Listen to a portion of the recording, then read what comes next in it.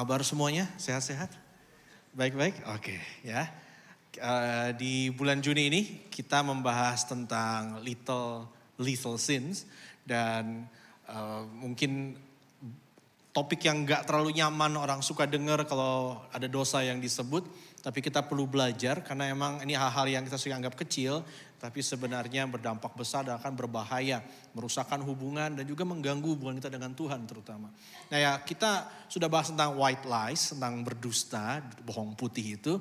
Kita sudah bahas tentang overthinking. Nah pada hari ini kesempatan ini saya akan membawakan tentang lidah jahat ya, lidah jahat. Nah kalau nanya mau ngomongin apa sih ini? Ya ini tentang gosip Bapak Ibu ya, tentang gosip. Oke jangan check out dulu, jangan langsung bilang ini bukan untuk saya gak pernah ngegosip.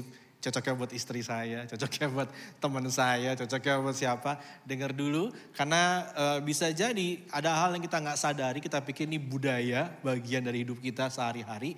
Tapi ternyata selama ini itu merusakkan diri kita pelan-pelan. Nah Bapak Ibu Saudara kalau perhatikan tahun ini ada 2 kasus, mungkin bahkan tahun lalu saya gak tahu udah berapa lama kasus ini. Tapi kasus ini menyangkut tentang 2 orang, selebritis dan atau orang YouTuber. Saya namanya Nikita Mirzani gitu ya, si Nyai panggilannya kadang-kadang juga. Lalu juga ada menyangkut seorang YouTuber namanya Code Blue. Nah saya gak akan cerita panjang lebar mengenai kasusnya, Bapak Ibu Saudara mungkin bisa ambil googling kalau sambil dengerin khotbah ini kalau ada iseng. Tapi 2 orang ini kira-kira mirip-mirip, mereka diduga karena saya belum tahu perkembangannya apakah udah divonis atau belum ya. Udah pakai jaket oranye sih pasti berapa. Tapi bahwa mereka kena kasus karena diduga melakukan pemerasan. Jadi mereka tahu sesuatu yang buruk, yang jelek tentang orang lain. Dan lalu mereka mengatakan gini, kalau kamu gak mau ini nyebar, kasih saya uang tutup mulut. Supaya saya akan diem dan gak akan nyebarin ini.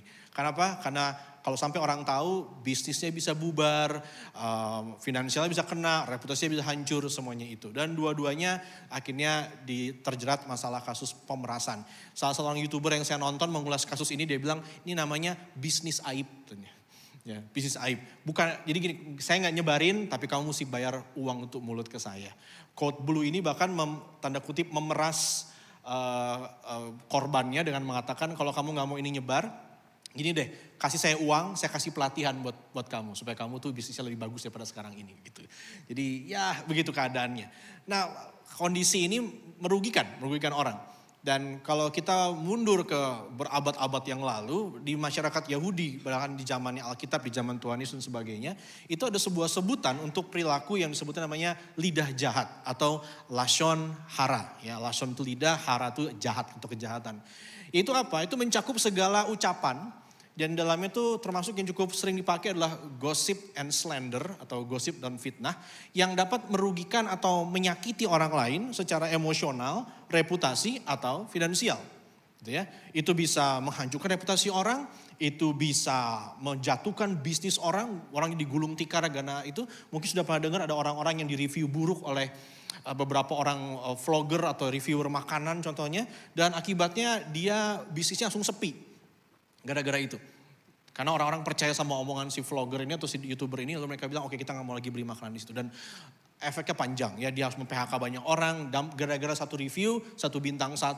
Semua orang jadi kena dampaknya gitu ya. Nah ini terlepas mungkin Bapak Ibu Saudara ada yang bilang tapi kan itu fakta ya. Gini. Tapi pada masa paling gak istilah yang dipakai adalah sebutnya lidah jahat pada itu. Bahwa kamu melakukan sesuatu, mengatakan sesuatu yang membuat merugikan orang ya. Emotional damage gitu kan, yang merusak emosional orang, menyakiti orang gitu ya. Nah oke, sekarang tapi sebelum kita mulai bahas kalau gitu kenapa disebut jahat, kita perlu definisikan dulu apa sih kita omongin ini. Nah 2 istilah yang dipakai adalah gosip dan fitnah. Nah apa itu gosip? Karena mungkin saja kita beda-beda pandangan soal gosip. Ada yang bilang kalau kita ngomongin satu orang di belakang dia itu udah bergosip namanya. Ada yang bilang gosip itu harus begini harus begitu. Coba ini dari beberapa sumber saya rangkum. Bergosip adalah membicarakan informasi pribadi tentang orang lain. Jadi ada informasi-informasi yang pribadi yang gak disebar orang tuh di sembarang tempat. Yang mungkin cuma segelintir orang tahu. Masalah pernikahannya lah, masalah kondisi keuangannya kah. Mungkin dia pernah bikin salah di masa lalu kah. Itu berapa hal dia tersimpan. Ya, ada yang orang suka sebut sebagai aib lah dan gitu ya. Nah itu informasi pribadi. Kita membicarakan informasi pribadi tentang orang lain yang sifatnya bukan hak kita. Bukan hak kita kenapa? Karena satunya dia gak ada, bukan dia yang bagiin. Beda kalau misalkan dia curhat sama kita bertiga, misalkan dia bilang, bro gimana ya istri gue menggugat cerai, misalnya gitu. Nah itu dia yang cerita, dia ada di sana, dia membagikan informasi itu ke kita. Jadi hak kita juga untuk tahu misalnya. Tapi kalau itu bukan hak kita, orangnya nggak ada, tapi kita ngomongin. Nah itu termasuk udah mulai mendekati, nah itu mendekati ke arah gosip. Tapi juga ada warna apa? Negatifnya. Kalau kita ngomongin orang kebaikan dia, itu bukan bergosip Bapak Ibu katanya.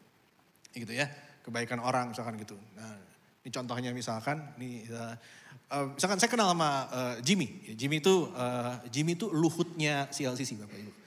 Ya, anak saya tuh takut sama salah satu banner di CLCC yang gambarnya tuh berdarah-berdarah. Ya, Jimmy tahu minggu depan udah hilang bannernya. Enggak ada hilang. Ya, ada yang komplain, Jim, WC-nya rada-rada kurang wangi. Minggu depan WC-nya wangi. Ya, Jim, khotbahnya kurang asik. Minggu depan khotbahnya enggak khotbah lagi Bapak Ibu. Karena bukan jadwalnya gitu ya. Jadi nggak begitu misalkan kebaikannya nggak apa-apa kebaikan. Tapi kalau negatif misalkan, oh si orang tuh kayak gini, tahu nggak kamu tuh gini-gini. Itu kita lagi bermain-main dengan wilayah gosip kita. Biasanya dengan tujuannya apa? Merendahkan orang lain. Kenapa kita merendahkan orang lain? Untuk membuat diri kita merasa lebih baik gitu. Pernah merasakan itu? Pernah merasakan kejahatan dalam hati kecil kita? Yang senang kalau orang lain tuh sial atau jahat atau buruk atau gak sebaik yang kita duga. Sehingga bisa membuat kita merasa diri kita lebih baik. Pernah merasa seperti itu? Nah, ya, bahwa saudara tahu, bahwa saudara, iya itu menyenangkan. Nah saudara kita lagi bermain-main dengan bergosip sebenarnya. Atau kita membagikannya emang tujuannya untuk menjatuhkan dia. Kamu kira dia orang baik? Oh gak tahu aja. Ya, makanya kalau suka ada yang lempar ini, gini di grup WA kan, siapa tuh? YTTA. Gitu kan, ya. Yang ngomong itu pengen ditanya sebenarnya ya, siapa gitu kan ya. Gue pengen tahu gitu. Nah itu bergosip. Nah bergosip sering juga lalu berkembang karena orang cerita suka berkembang, iya nggak ya? Udah detailnya nggak jelas, dibumbuin, dilengkapin, jadinya jatuh ke arah fitnah gitu. Fitnah menyebarkan informasi yang jelas salah atau belum dapat dipastikan. Iya kali, mungkin ya semua orang kan kayak gitu. Lu kayak nggak tahu aja orang kayak tipe seperti itu pasti begini. Bener nggak? Belum tentu. Kita mengandalkan apa? Asumsi. Kita mengandalkan apa? Prasangka kita. Ya, bahwa ini pasti bener dah gini. Orang yang mukanya kalau kayak gitu, kalau kerjaannya kayak gitu, kalau pakaiannya kayak gitu, udah pastilah. Gue udah feeling gak enak sejak pertama kali kenalan. Oh gitu ya. Pakai feeling gitu ya. Nah itu pokoknya dipastikan belum pasti kebenarannya. Tujuannya sama. Ingin menjatuhkan orang dan bahkan membunuh karakternya. Jadi gosip dan fitnah seringkali deketan. Nah ini ya. Jadi mungkin kalau dengar definisi ini ada yang lega. Asik. Gak dosa berarti selama ini gitu kan. ya gitu asik. Tapi tar dulu. Jangan check out dulu. Jangan bilang ini mah bukan buat saya. Enggak. Karena ada hal yang lebih besar yang mau kita bicarakan juga selain masalah gosip. Nah tadi kita mulai dengan istilah bahwa ini sebetulnya lidah jahat. Nah ada apa dengan lidah kita? Ada apa dengan lidah kita? Nah kita buka dalam Yakobus 3 ayat 1 sampai 12. Nah ya, kitab Yakobus itu Bapak Ibu Saudara adalah kitab yang ditulis oleh Yakobus tentu saja. Dan dia adalah saudara tirinya Tuhan Yesus gitu. Tuhan Yesus itu lahir dari Maria. Lalu setelah dia lahir, Yesus dan Maria lalu hidup sebagai suami istri layaknya. Lalu punya anak-anak. Nah satunya adalah Yakobus. Nah kebayang kalau abang kamu, koko kamu itu Yesus. Ya, dia gitu kan ya. Juru selamat ya. Yakobus tuh gak percaya. Tapi setelah dia melihat kebangkitan Yesus dia percaya. Dan jadi salah satu boleh dibilang soko guru atau penatuannya gereja mula-mula. Dan dia lalu menuliskan surat ini kepada jemaat. Nah kalau saudara baca kitab Yakobus, tema besarnya adalah gini. Kalau kamu beriman, tunjukkan lewat perbuatan. Itu. Perbuatannya apa aja? Macam-macam. Dan satunya yang dia highlight adalah masalah omongan. Yuk kita mulai. Ya, ayat 1. Saudara-saudaraku janganlah banyak orang di antara kamu mau menjadi guru. Sebab kita tahu bahwa sebagai guru kita akan dihakimi menurut ukuran yang lebih berat. Stop dulu sampai di sini. Nah di sini Yakobus kasih peringatan. Jangan semua orang tuh pengen jadi guru dia bilang. Kenapa? Bukan berarti gak boleh jadi guru. Tapi bahwa dia menyadari pada masa dia ada orang-orang memberi gelar dirinya rabbi atau rabi atau guru. Dan mereka tuh dianggap profesional, mereka dianggap jago soal Alkitab, mereka jago soal doktrin, mereka jago soal hidup keagamaan, mereka jago soal hidup, mereka coach pada zamannya, trainer pada zamannya dan sebagainya. Tapi banyak di antara mereka sebenarnya nggak tahu banyak juga. Mereka tahu dikit udah keluar-keluar bahwa mereka jadi guru. Dan Yakobus menegur supaya orang-orang percaya jangan sok buru-buru pengen ngajarin orang lain jadi guru gitu. Apalagi punya gelar profesional seperti itu. Kenapa? Karena ada tanggung jawab yang berat. Mereka akan dinilai lebih berat, ada standar lebih besar. Makanya menjadi pengkhotbah juga bukan sesuatu yang menyenangkan. Dalam arti semua orang yang berkhotbah bergumul dengan apa yang mereka sampaikan. Saya bergumul dengan topik ini. Dulu waktu rapat menentukan topik, saya yang mengembangkan topik gosip ini. Apa mau? Saya yang disuruh untuk khotbahin Bapak Ibu. Ya, bergumul kan. Tiba-tiba, ya, kita kan seneng ya nyuruh orang ngomong. Sekarang kamu yang ngomong. Alah. Ya. Nah, jadi itu. Kita semua bergumul sama bahwa oke, saya mesti gimana. Dan ada standar yang mesti dipenuhi. Bukan berarti gak boleh jadi guru, tapi hati-hati kata Yakobus. Nah kalau gitu apakah ini semua perkataannya cuma untuk orang yang mau jadi guru? Bukan. Karena di ayat 2 dia bilang gini. Sebab kita semua, dia bilang. Dari masalah yang khusus tentang jadi guru, jadi orang yang ngomong, mau ngajarin, harus hati-hati.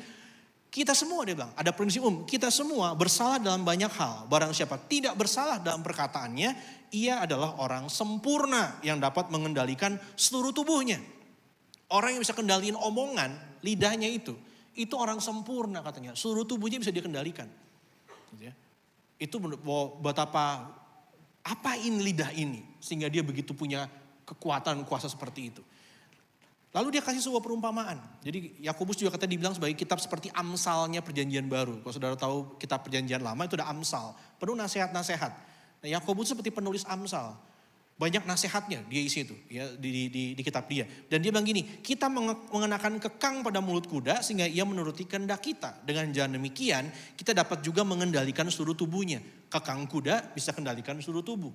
Dan lihat saja kapal-kapal walaupun amat besar dan digerakkan oleh angin keras, namun dapat dikendalikan oleh kemudi yang amat kecil menurut kehendak jurumudi. Yakobus memberi prinsip ada hal yang kecil di dunia ini yang bisa kendalikan yang lebih besar. Lalu dia bilang gini, demikian juga lidah. Walaupun suatu anggota kecil dari tubuh namun dapat memegahkan perkara-perkara yang besar. Lihatlah betapapun kecilnya api ia dapat membakar hutan yang besar. Saya pernah tinggal di Jambi dan Jambi itu pernah berapa kali jadi sumber bencana asap karena kebakaran hutan. Ada yang disengaja, ada yang nggak sengaja. Cuma gara-gara puntung rokok dikit, ada yang bikin api dikit di hutan, kebakar, kita mengekspor asap ke Singapura dan Malaysia. Gitu ya.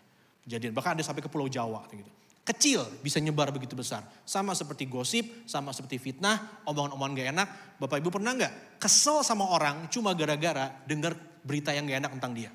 Padahal saudara gak kenal sama dia. Pernah ngalamin itu? Gitu ya. Saudara jadi jengkel sama dia. Ih gitu banget ya orangnya. Gitu ya. Ternyata, gitu kan ya. Ternyata gak seperti yang saya duga, tampangnya pendeta, ternyata. Saudara. Katanya pelayan Tuhan, katanya aktivis gereja, katanya ketua home, kok gitu sih? Gitu ya. Padahal kita gak pernah ketemu sama dia, kita gak pernah kenal sama dia, cuma gara-gara denger gosip atau cerita gak enak tentang orang itu, tiba-tiba kita ikut kebakar. Gitu. Emosinya menyebar dengan sangat cepat.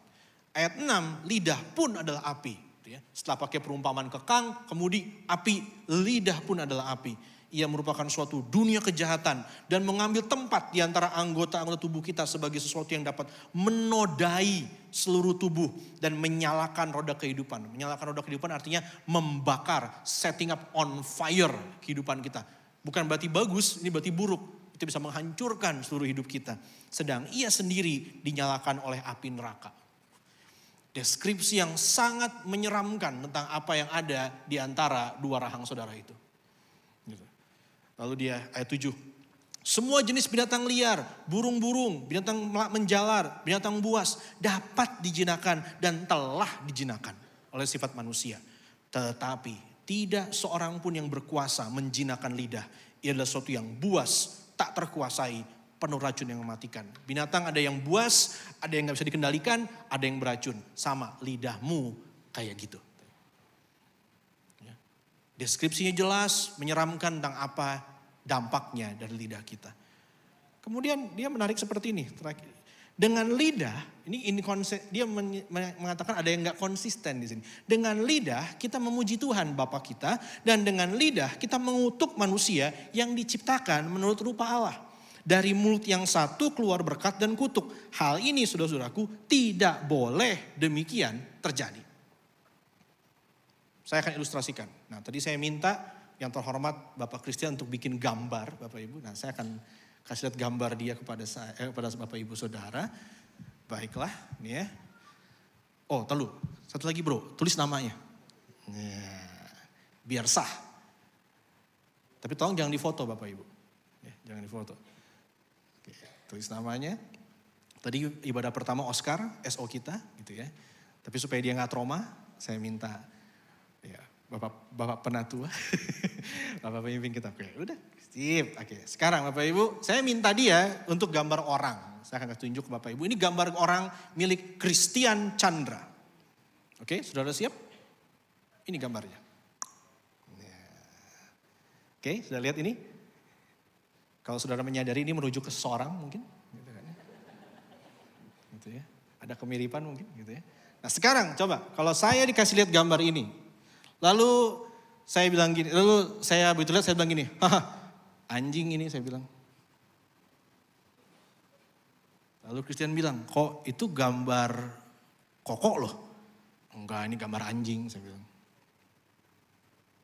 Saudara ngerti maksudnya? Sekarang kalau saya bilang, itu gambar ini marah gak? Karena dibilang anjing, padahal dia gambar orang. Enggak ya, gambar gak marah. Tapi Christian bisa tersinggung gak? Kalau saya bilang, ini anjing. Padahal dia bilang, ini gambar orang loh kok. Enggak. Ini anjing saya bilang. Tersinggung. Karena ini bikinan dia. Saudara nangkep maksudnya? Sekarang kalau kita lihat ciptaan Tuhan. Yang paling mulia di antara semua manusia. Dan dia bilang, aku bikin itu sesuai dengan gambar dan rupaku. Lalu kita bilang, enggak. Ya, itu ini kita bilang. Nah sebenarnya mungkin orangnya marah. Ya orangnya mungkin marah. Tapi tahu nggak bahwa kita lagi bukan cuma menghina yang ciptaannya, kita menghina penciptanya. Makanya kenapa Yakobus bilang, betapa tidak konsistennya kamu. Kamu di sini puji-puji Tuhan, tapi kamu mengutuk juga manusia yang diciptakan Tuhan menurut gambar dan rupanya. Gitu. Itu salah satunya. Saudara menangkap maksudnya sekarang? Oke. Terima kasih Bapak Christian. Boleh kasih tepuk tangan buat gambarnya Bapak Christian. Thank you udah terlibat sini. Oke. Sudah menangkap? Oke, kalau gitu mari kita tutup dalam doa. Tuhan Yesus terima kasih. Gitu ya. Oke, belum sampai situ ya. Tapi bahwa iya sudah mengerti, ini bahayanya lidah kita. Kita menggunakannya dengan begitu sembarangan. Bahkan tanpa kita sadari, kita melempar berkat, melempar kutuk demikian rupa. Dan Yakobus sampaikan lagi bahwa adakah sumber air memancarkan air tawar dan air pahit dari mata air yang sama? Dia bilang. Mungkinkah seperti itu ada buah pohon ara bisa berbuah yang lain? Bahkan dia bilang ini, bahwa demikian juga mata air asin tidak dapat mengeluarkan air tawar.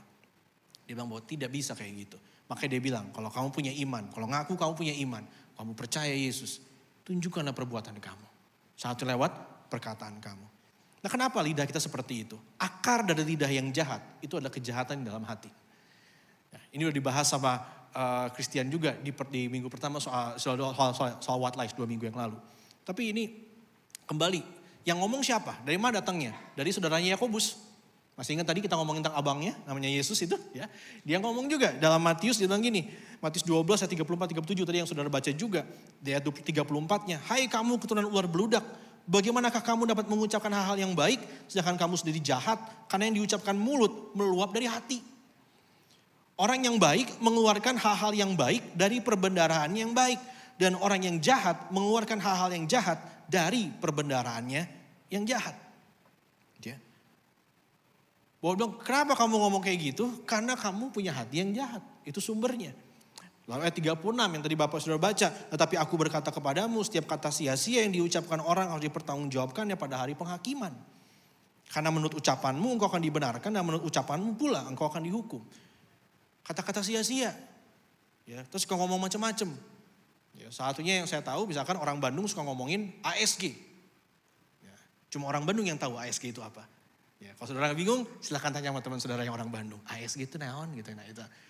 Ya, kalau saudara tahu juga misalkan ada yang suka ngomong ini, suka menyebut nama keluarga Korea. keluargaan. Ya, bersaudara tuh, jing, jerit, jerot, jis, gitu ya, itu suka disebut tuh. Ya. Kalau agak Kristen, OMG, oh my God, gitu ya. Dilempar aja, ada hubungan sama Tuhan? Enggak. Latah aja gue ngomong, gitu. Sia-sia nggak? Sia-sia sebenarnya. Apa sih tujuannya ngomong kayak gitu? Memuliakan Tuhan enggak? Enggak. Ingat sama Tuhan? Enggak. Kaget aja, misalkan. Kebiasaan aja. Itu juga sia-sia. Halah, kalau kayak gitu, saya bakal dihakimi dong. Saya bakal kehilangan keselamatan dong. Ya, sedikit konteks Bapak Ibu. Tuhan Yesus ngomong ini kepada orang-orang Farisi ahli Taurat yang kalau saudara baca di sebelumnya itu menghujat dia. Bilang apa? Kamu tuh Yesus, kamu tuh kerasukan setan. Kamu tuh ngusir setan pakai kuasa setan. Dia bilang gitu. Padahal mereka lihat Tuhan Yesus menyembuhkan orang sakit, mengusir setan dengan kuasa nama Tuhan gitu. Makanya Tuhan Yesus bilang, kamu tuh sedang bermain-main dengan dosa menghujat Roh Kudus. Gitu. Ya, dosa menghujat Roh Kudus itu kita udah lihat semua buktinya bahwa ini perbuatan Tuhan, tapi kita bilang itu perbuatan setan. Kenapa kamu bisa ngomong gitu? Karena hatimu jahat. Hatimu jahat. Dan karena itulah kamu akan dihukum. Dia bilang gitu. Ini peringatan. Nah, apa kabar buat kita yang percaya sama Tuhan Yesus? Kabar baiknya, kita berkata tidak ada lagi penghakiman bagi orang percaya. Tapi, ada sesuatu yang Tuhan kerjakan kepada diri orang percaya. Yang seharusnya buahnya bukan lagi hal-hal seperti itu. Tapi paling tidak dari ayat ini, saudara tahu, kalau saudara ngomong yang jahat, kalau saudara ngomongin yang gak enak, omongannya nyelekit, nyakitin hati orang. Why? Kenapa saya melakukan seperti itu? Kenapa dia seperti itu? Akarnya bisa ditelusuri ke dalam hati gitu. Pernah menyadari bahwa kalau saudara lagi marah, lagi kesel, lagi emosian, ada kebencian, ada kemarahan, omongan saudara jadi menyakitkan. Ya, kalaupun gak omongan saudara, cara saudara ngomong jadi menyakitkan. Gitu ya. Ya, kalau saudara nggak sadar, saudaralah orangnya, gitu kan ya. Ya kalau tahu, oh kita ngeliat kayak gitu itu common sense, orang ngerti ada something dengan hati dia. Gitu. Nah kalau gitu, kalau memang kita bukan lagi orang-orang yang bakal dihakimi seperti itu, apa yang terjadi? Karena Injil. Nah apa yang Injil lakukan? Ya, bagaimana Injil mengubah hati dan lidah kita yang jahat ini? Karena Injil itu menyingkapkan kepada kita bahwa tidak ada kebenaran atau kebaikan kita yang dapat menutup dosa kita. Kecuali kebenaran dan kemurahan Tuhan. Kalau saudara sekarang disadari akan, aduh hati saya jahat ya. Ada yang something bad dalam sini. Kenapa mulut saya ngomong gitu? Kenapa? Karena saudara disadarkan oleh Injil. Saudara menyadari keberdosaan saudara. Karena ada orang-orang yang dengar berita ini, dengar pesan ini. Bilang apa? Mulut aing kumaha aing. Suka-suka gue. Mulut gue, kalau kuping lu gak bisa denger, tutup aja kuping kamu, gitu kan. Terserah saya bebas bicara apa sih yang saya pengen. Ada yang berpikir seperti itu, gitu. Tapi kalau hari ini saudara sampai detik ini, saudara udah merasakan, iya ya, saya banyak salah dengan mulut saya. Gak cuma soal gosip, gak cuma soal fitnah. Omongan saya juga gak bagus. Saya mungkin juga banyak berdusta, ngebohong. Saya juga banyak menyakiti orang dengan mulut saya. Dan gimana ya Tuhan ya? Nah waktu saudara menyadari itu, saudara menyadari bahwa cuma kemurahan Tuhan yang bisa selamatkan kita. Yang bisa ubahkan kita. Yang bisa membentuk kita. Yang bisa mengampuni kita. Orang yang menerima anugerah keselamatan dari Tuhan. Yang percaya bahwa keselamatan pengampunan dosa cuma ada di dalam nama Yesus. Itu menerima juga gak cuma status yang baru, tapi menerima hati yang dirubahkan. Itu yang supranatural yang kita gak bisa lihat, yang gak bisa kita bikin-bikin, gak bisa diajarin gimana caranya. Gak bisa, itu Tuhan yang bikin gitu. Yaitu hati yang condong, bukan pada kejahatan, tapi pada kasih dan kebenaran. Itu yang terjadi. Jadi kalau hari ini saudara ditegur, ada rasa gak enak, saya dengar di home ada banyak omongan-omongan, ada banyak perdebatan soal ini dosa gak bisa gitu dong kalau gini. Kenapa? Karena saudara sedang bergumul sama firman Tuhan. And it's okay. Saudara gak diminta langsung hari ini juga titik ini berubah total dan tidak pernah lagi bergosip, berhenti ngomong yang jahat. Dan mungkin kalau habis kebaktian ini, CLCC segera sepi. Yang bisa ngumpul depan sini, pada gak mau ngomong habis ini. Ya, pulang aja yuk. Ya mungkin, tapi kalau saudara merasakan gak enak bulan ini. Saya ditegur, beda ini kebiasaan saya, ini kesenangan saya. Saudara jangan marah sama yang bawa khotbahnya. Please jangan marah sama saya. Jangan gitu ya. Jangan marah enggak. Bergumul, Tuhan gimana ya? Aku ingin mentaati firman-Mu. Tolong aku. Itu pergumulan kita. Itu doa kita. Bukan Tuhan please gosip jangan dibikin dosa. Enggak. Atau Tuhan aku gak peduli lagi apa yang omongan Engkau. Enggak. Kita bilang Tuhan tolong saya. Tolong saya Tuhan. Gak pernah padam dalam hati kita gini, aku ingin mentaati firman-Mu. Kenapa? Karena hati saudara udah dicondongkan kepada kebenaran. Nah sekarang coba kita lihat apa yang ditulis di Kolose. Nah Kolose ini Bapak Ibu Saudara ada yang unik nih. Kolose ini ditulis sama Rasul Paulus kepada jemaat di Kolose. Tema besarnya dia tuh ingin mengajarkan kepada jemaat di Kolose. Karena jemaat di Kolose lagi diganggu sama ajaran sesat. Gitu ya. Dia mau bilang Yesus itu segala-galanya teman-teman. Begitu. Yesus itu pusat yang utama dan lain-lain. Dia mau ngomong gitu. So kalau saudara baca Paulus tuh panjang lebar. Dari pasal 1 sampai pasal 2. Kayak gitu ngomongin tentang Yesus itu segala-galanya. Tapi menjelang pasal 3 dan keempat udah mau habis nih. Biasa setengah dia bagiin dasarnya, setengah lagi dia bagiin aplikasinya. Masuk pasal 3 dia mulai ngomong gini. Oleh karena itu makanya kalau Yesus yang utama hidup kamu tuh harus begini. Nah dia ngomong gini. Kalau di Yakobus tadi kalau saudara baca dia ngomongin lidah. Habis dia ngomongin lidah dia ngomongin soal pikiran. Omongan dirubah, pikiran berubah. Kalau di Yakobus, di Kolose kebalik. Pikiran kamu berubah, perilaku kamu juga berubah. Sama aja intinya, pikiran sama perilaku mesti berubah. Di Kolose dia bilang gini, tetapi sekarang buanglah semuanya ini. Apa yang mesti dibuang? Yaitu marah, geram, kejahatan, fitnah, dan kata-kata kotor yang keluar dari mulutmu. Jangan lagi kamu saling mendustai karena kamu telah menanggalkan manusia lama serta kelakuannya. Boleh bersama-sama sekarang bareng-bareng kita semua? 1, 2, 3. Tetapi sekarang buanglah semuanya ini yaitu marah, geram, kejahatan, fitnah, dan kata-kata kotor yang keluar dari mulutmu. Jangan lagi kamu saling mendustai karena kamu telah menanggalkan manusia lama serta kelakuannya. Semua itu marah, geram, kejahatan, ujungnya apa? Biasanya mulutnya akan keluar yang gak enak. Saudara kenapa bergosip? Kalau saudara pernah nyadar bahwa iya saya pernah bergosip, saya pernah nyebar hal-hal aib tentang orang lain. Kenapa? Saatnya karena saudara benci sama orang itu. Saudara kesel sama orang itu. Saudara marah dan saudara simpen dan berbuah jadi gosip, jadi fitnah bahkan. Berapa di antara kita langsung skip ke kata-kata kotor gitu ya. Marah kata-kata kotor langsung. Semua yang lain gak di-comment langsung ke sana. Berapa di antara kita berdusta seperti yang dibahas di White Lies yang lalu. Buang. Kenapa? Karena kamu bukan lagi ciptaan seperti dulu lagi. Kamu ini apa? Manusia baru.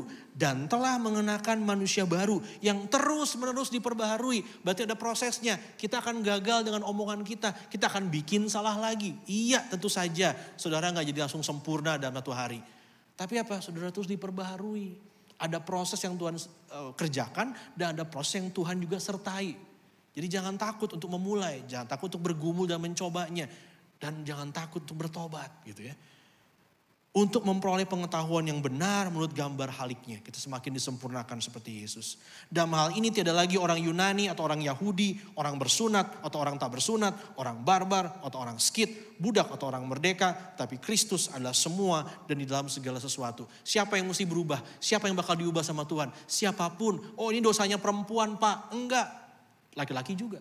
Ini dosanya orang kaya Pak. Orang miskin juga. Ini dosanya karakter ekstrovert Pak. Introvert juga sama. Gitu. Semuanya mesti bertobat. Semuanya dikasih kemampuan anugerah yang sama. Ayo jangan takut untuk berubah. Jangan sensitif untuk ditegur. Gitu. Dan jangan ngalu untuk mengakui Tuhan Yesus itu saya. Saya minta tolong Tuhan. Tolongin saya. Gitu. Nah, oke. Nah ayat 12. Karena itu Paulus kasih penekanan lagi. Sebagai orang-orang pilihan Allah, saudara dipilih. Saudara bukan orang baik yang selamat karena perbuatan baik. Kita selamat karena dipilih Tuhan. Tuhan memilih karena dia mengasihi kita. Yang dikuduskan dan dikasihinya. Kenakanlah belas kasihan, kemurahan, kerendahan hati, kelemah lembutan dan kesabaran. Waktu kita mau ngomong, kita kesel. Semua orang memuji-muji orang ini. Tapi kita tahu satu hal tentang aib dia. Tapi kita bilang, I'm gonna be gracious. Saya akan murah hati. Saya akan bersabar. Saya gak mau umbar aib orang kayak gitu. Ya. Terus apalagi kalau saya juga tahu ada kejelekan orang. Dia bergumul sama masalah itu. Kita berbelas kasihan. Udah cukup jangan ditambah penderitaannya dengan kita ngomongin ke semua orang tentang masalah dia. Masalah rumah tangga dia. Dia lagi pusing. Gitu ya. Apa yang bisa kita untuk bantu dia itu jauh lebih baik. Daripada sebatas ngomongin dia gitu. Sabarlah kamu seorang terhadap yang lain dan ampunilah seorang akan yang lain. Saudara dilukai sama orang, sama hamba Tuhan, sama orang-orang yang mungkin dipuji-puji sama semua orang. Saudara pengen banget gatel, pengen nyebarin tentang keburukan orang ini misalkan. Firman Tuhan bilang apa? Sabarlah, ampunilah. Mengapa? Seperti Tuhan telah mengampuni kamu. Itu gitu ya. Dan di atas semuanya kenakanlah kasih. Pada akhirnya apa? kasihlah jawabannya. Saudara terima kasih, saudara berikan juga kasih kepada orang-orang sebagai pengikat yang mempersatukan dan menyempurnakan. Oke, terus gimana dong? Gimana bisa menahan mulut ini dari ngegibah gitu ya, dari bergosip. Nah ini beberapa tips mungkin bisa membantu moga-moga. Yang pertama Bapak Ibu Saudara, periksa sifat informasinya. Waktu kita lagi ngobrolin atau lagi ngedengerin, apakah informasi ini, informasi yang pribadi atau rahasia, atau bukan hak kita. Mungkin kayaknya bukan bagian kita deh ngomongin soal pernikahan dia, mungkin bukan bagian kita deh ngomongin soal masa lalu dia yang kita juga belum jelas ini benar apa enggaknya. Ini bukan hak kita deh. Ya. Ini aib keluarga dia, mungkin baiknya kita jangan bahas deh. Ya. So, yang kedua, periksa kualitas informasi kita. Ini benar, belum pasti benar, atau jangan-jangan hoax. Gitu. Cek lagi, kamu dengar enggak langsung dari dia? Oh enggak, saya dengar dari orang yang dengar, dari orang yang dengar dari orang lain lagi. Gitu. Wah ini tangan keberapa udah gak jelas. Lihat langsung enggak? Enggak. So how do you know? Asimsu, biasa Bapak Ibu. Oke terima kasih ya ada yang masih bangun gitu ya. Ya gitu. Pastikan ini benar apa enggak. Lalu juga yang ketiga. Periksa hati di balik informasi. Waktu kita terima informasi, waktu kita bagikan informasi tersebut. Apa yang muncul di hati kita?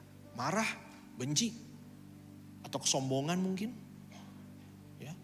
Nah cek, mungkin kita sedang bermain-main dengan dosa bergosip ini. Lalu periksa fokus informasi kita. Fokusnya mau ngapain sih ngomongin ini? Mau cari solusi? Atau cuma untuk ngomongin supaya kita feel better about ourselves. Setelah kita ngomongin tentang masalah dia ini, kita mau ngapain teman-teman? Ya enggak ada, kita ngomongin aja. Ya enggak dong. Lagi ngegosip ini kita. Yuk kita ngapain dong? Bantuin dia. Apa yang bisa kita lakukan untuk dia? Tegur dia kalau emang ini masalah. Daripada cuma ngomongin kelemahan dia, kita kasih tahu yuk. Supaya dia berubah. Lebih baik begitu. Teguran yang keras dari seorang saudara itu jauh lebih baik daripada kita ciuman yang berlimpah-limpah dari seorang musuh. Baik-baik depan dia tapi kita gak mau do something about it. Gitu. Terakhir, periksa tindak lanjut informasi kita. Oke, abis kita dengar ini, apa tindakan bijaksana yang bisa kita lakukan? Mungkin saudara terjebak dalam untuk pembicaraan ngegosip. Ya, mungkin di sini ada macan ternak, ya. Mami cantik antar anak di sini gitu ya. Punya komsel sendiri biasanya abis sekolah gitu kan ya. Gitu ya. Ya, iya kan gitu. Ngumpul lalu mulai tiba-tiba ini gue jatuh di tengah-tengah gosip, kalau pergi gak enak gitu kan ya. Masa tiba check out gitu kan. Teman-teman saya cabut ya kan gak enak gitu kan ya. Apa tindakan bijaksana yang bisa saya lakukan? Contohnya, mungkin saya perlu keep buat diri saya sendiri, gak perlu nyebarin nama siapa-siapa. Mungkin saya diam aja. Ya mungkin tindakan paling saya diam aja. Atau mungkin kita langsung mengarahkan gini, teman-teman kita ngomongin yang lain yuk gitu. Gak enak orangnya gak ada gitu. Masa kita mau ngomongin orang yang gak ada, situ juga gak enak kan kalau diomongin gak ada gitu kan ya. Gitu. Atau mungkin kayak Yesus jebret tendang mejanya semuanya, bubar semuanya ini ya. Kamu menoda air rumah Tuhan. Kenapa? Karena lagi di CLCC ngegosip. ya apapun lah, saya gak tahu. Tapi kita berdoa, kita ada di tengah-tengah itu Tuhan Yesus. Apa yang harus saya lakukan? Saya gak mau ini. Tapi tolong Tuhan, bagaimana saya bisa bersikap bijaksana? Semoga ini bisa menolong Bapak Ibu Saudara sekalian. Kita akan tutup dengan sebuah ayat. Mari kita baca bersama-sama ya. Ya dari Mazmur 34 ayat 12-14. Saudara siap? 1, 2, 3. Siapakah orang yang menyukai hidup, yang mengingini umur panjang untuk menikmati yang baik? Jagalah lidahmu terhadap yang jahat dan bibirmu terhadap ucapan-ucapan yang menipu. Jauhilah yang jahat dan lakukanlah yang baik. Carilah perdamaian dan berusaha mendapatkan. Ini Mazmur yang kayak Amsal. Ini bukan berlaku mutlak bahwa umur panjang itu karena omongannya baik. Umur pendek berarti omongannya jahat. Bukan begitu Bapak Ibu. Ya. Tapi bahwa gini, saudara mau menikmati hidup dengan segala kepenuhannya. Saudara pengen punya hidup yang damai, yang menyenangkan. Minim konflik, minim bermusuhan dengan orang-orang yang gak perlu misalkan gitu. Gak perlu dipusingkan dengan hal-hal yang gak penting, yang bukan urusan kita. Gitu kan ya. Saatnya apa? Jauhilah lidah yang jahat. Jangan menipu-nipu. Orang yang menipu kan gak tenang hidupnya kan ya. Orang yang berbohong tuh harus hafal semua yang pernah dia omongin ke semua orang. Ini Pancasila aja gak hafal mau sosok ngebohongin gitu kan. Mau hidup seperti itu, jauhi yang jahat. Lidah yang jahat ini. Kenapa? Karena hatimu sudah diperbaharui. Jangan lagi hidup seperti manusia yang lama. Mari kita bergumul masing-masing. Sambil pujian dinyanyikan, kita bergumul dalam hati kita. Mungkin bukan doa pertobatan. Mungkin doa yang berantem mungkin kayak sama Tuhan. Tuhan emang gak boleh? Kok gitu sih? Tapi aku benci sama orang itu. Mungkin itu pergumulan kita. Ayo bergumul dalam hati. Keluar dari sini. Saudara, jangan diem aja pikir, udah ini bukan untuk saya. Ayo bertobat. Ayo rubah hidup kita. Karena kita bukan hidup untuk itu. Kita hidup seperti Kristus. Mari sambil berdoa, kita nyanyikan pujian. Kasih Tuhan. Karena kasih-Mu Yes. yang selamatkanku, menyucikan dan menebus hidupku, ku naikkan syukur buat pengorbanan-Mu, maha mulia dan terindah Kau. Karena kasih-Mu yang selamatkanku, menyucikan dan menebus hidupku, ku naikkan syukur buat pengorbanan-Mu, maha mulia dan terindah Kau, Yesus. Bapa di surga, terima kasih karena mengasihi kami, selamatkan kami, pilih kami, dan menentukan kami untuk hidup bukan seperti dunia ini. Dan Tuhan, kami datang dengan mohon ampun. Ampuni Tuhan, kami sering jahat pakai mulut kami. Sering ngomongin hal-hal yang gak perlu. Mengucapkan kata-kata yang sia-sia. Bahkan dengan sengaja ingin menyakiti orang lain. Tuhan ampuni. Tuhan tolong Tuhan. Lidah kami mau pakai. Bukan untuk hal yang jahat. Untuk mengasihi. Jadi saluran kemurahan hati. Belas kasihan. Kesabaran. Pengampunan. Seperti kami juga telah menikmati semuanya itu daripada Tuhan. Tuhan tolong Tuhan. Pulihkan hati yang mungkin penuh dengan dendam, sakit hati.